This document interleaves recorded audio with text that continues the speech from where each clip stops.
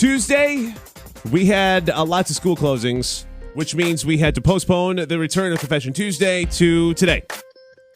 In studio, local life coach and one of my very good friends, Rebeccah Silence. Good morning. How are you? Good morning. I'm so well. I'm very happy to be back. I legit feel like I haven't seen you in like 3 months. I know. I think it's been 3 weeks. Yeah, but it's far too long. Absolutely. Far too long. Good to be back. Absolutely. So here's how it works. If this is your first foyer into Confession Tuesday, Rebeccah Silence is a life coach. So we're a brand new day. Sometimes people's schedules have changed.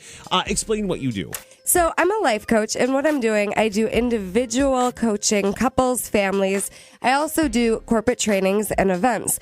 But what I'm mostly focusing on is supporting people in creating action plans so that they can actually get what they want. We focus on solutions. I'm not diagnosing people. We diagnose your patterns that keep you getting the same things over and over again and preventing you from getting the things that you're saying you want. And whether it be one-on-one, whether it be family, whether it be your business, and whether it be Rebeccah and myself coming into your business or coming into your organization and doing Confession Tuesday, what we're doing here in a live, intimate, we can do that as well. Go to inspiredresultscoach.com. I want to talk to you about depression. Okay. It's really big this time, especially like right after the holidays. And in fact, I did a story on Monday that the Monday after New Year's is one of the most depressing days of the year because everyone has to go back to work and da-da-da-da-da.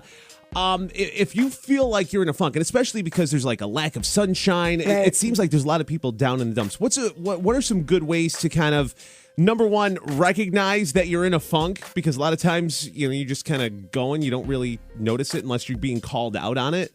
Number one, that, and number two, what's a good way to kind of, right the ship in the, direct the ship in the right direction, I guess is the best way to put it. This is a great conversation. And I think especially living here in central New York, this seasonal depression is very real. It really is. It's dark early, and a lot of people are more isolated this time of the year. And so here are my thoughts on depression. And you may or may not agree. That's okay. Take what you want and leave the rest. What I'm saying might not resonate with you, but depression to me just means you don't have your life set up well. Okay. It's that simple. I mean, if I am noticing that I'm not wanting to wake up in the morning, you asked kind of how do you know if you're in a funk? If you're not wanting to start your day, if you're not excited about it, if you're not feeling like you're really looking forward to anything, if you're noticing that you're not communicating or you're just not finding fulfillment in your days, this does not have to stay true for you. Okay, so if that's the case, where do you go, if you will? And it may not be like a physical place to go, but like maybe where do you go mentally, or where do you search for, something that'll help spark that? Because a lot of times I think that's where, people have trouble getting excited about something or having that one thing to look forward to, but at the same time, not do it in a codependent way. Yeah. So look at you with all the life coach terminology. I got verbiage. This is what happens when I don't get Rebeccah silenced on the regular. All of a sudden, like people start coming to me and asking me stuff, and I'm dropping words like codependence and stuff. So now I have to explain what he's saying. This is great. So codependence, what he's talking about here is that neediness for other people to help you feel fulfilled. Right. I can't do it on my own. So think about it. If I'm not believing that I can be my own answers and make myself happy, then I'm putting all this dependence on other people. And in my experience, that can be really suffocating in your relationships. That's a lot of pressure to put on each other in a relationship, feeling like, all right, you've got to be a certain way for me to be okay. And I have to be a certain way for you to be okay. So that's codependence, and it causes a lot of suffering. And so I believe that most of what's going on with people, whether they're feeling anxious or depressed or in a funk, however you want to describe it, they're thinking thoughts that are causing them to suffer. or they're thinking thoughts that a lot of times are really scaring them. For example, if I'm thinking that, yep, I'm never just going to be able to create a relationship, I'm going to be alone, or I'm always going to have this crappy paycheck, I'm always going to be broke, nobody's going to want me, I'm a single mom forever. I want you to pay attention to what you're thinking.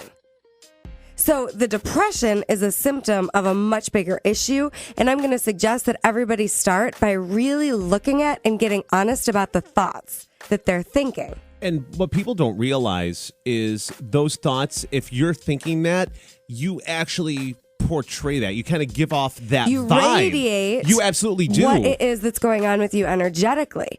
Absolutely. I'm going to be a single mom forever. Well, not if you think like that. Well, and so, but I've seen it in multiple different situations. Well, and what I want to say in response to what you're saying is that you don't actually have to be saying these words out loud. All you have to do is think it about yourself, and people pick up on your energy. Oh, yeah. So if I'm not feeling confident, I don't have to be telling everybody, "Oh my God, I suck. I can't do anything right." But I'm probably not carrying myself in a way that makes me look confident. My head might be down, shoulders slumped, looking down, not making eye contact with people. People know that something's off with you. Right. You don't actually have to tell them. It's like when I go into businesses, I'll make a joke. So the people in this office that don't like you, they don't have to tell you, right? Because you know. Right? We don't have to actually say it. Right. People pick up on it. And so what I want is for people to get more in leadership and proactive about how am I creating what I'm experiencing. Right. And this is the work I do. I'm making people look at their part in their own experience. Right? Because it's so easy to blame. This is the time of the year, my family, my husband, my job. These are the reasons why I feel this way. Oh, it's real easy to blame everybody else but yourself. But you're the common denominator. And in everyone right now, this is a great time of year to empower yourself to think about, all right, so what do I have set up right now? And what do I want? So all you need is to learn how to set it up to get what you want. What's a quick homework thing for people to, start that process, start to turn it around a little bit? So I want you to track your negative thoughts. I want you to actually write them down. What are the negative thoughts? And then switch it. And if you're not going to write, do it this way. Just notice, all right, I'm not feeling right. There's some upset. There's something trigger going on with me. What's the thought? And then just think a thought that feels a little bit better. Like, it's 6:00 in the morning. This sucks.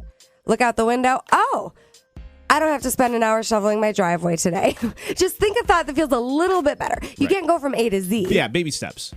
Very baby steps. Just steps. a little bit better at a time. And then you can think a thought that feels a little bit better than that. A little bit better than that. But the most important thing is to just be patient with yourself and accept that this is actually what's real for you right now, that I'm thinking this. If you keep rejecting what's real for you, you're just doing more damage to your own self-worth. Local life coach Rebeccah Silence, inspiredresultscoach.com. Coaching circles on Tuesdays. Again, details on that, inspiredresultscoach.com. COIKISS.com if you'd like to tell us your story as far as what's going on in your world. More of a Confession Tuesday on a Thursday coming up next here on KISS FM.